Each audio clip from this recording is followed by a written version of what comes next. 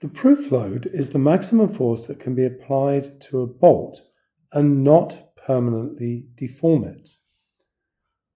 Records kept by a manufacturer show that the proof load of their M6 bolts is normally distributed with a standard deviation of 182 newtons.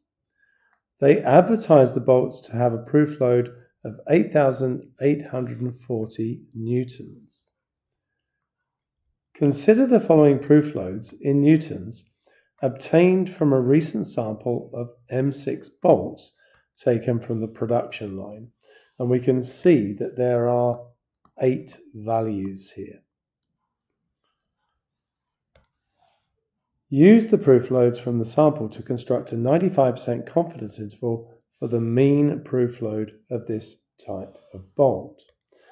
Well, just adding these values up and dividing by 8 gives us X bar is 8695.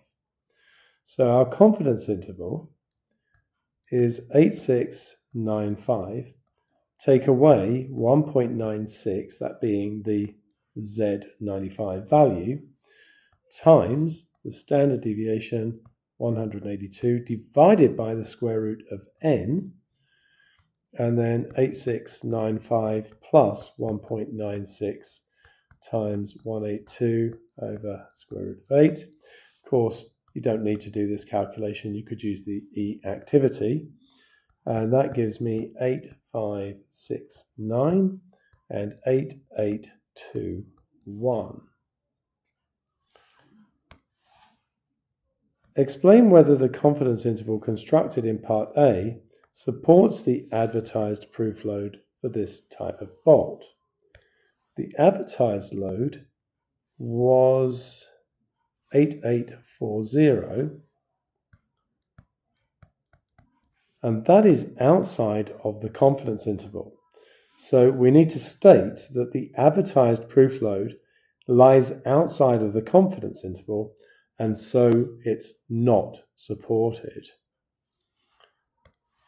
Write a brief statement that explains how the figure 95% relates to the confidence interval calculated in part A.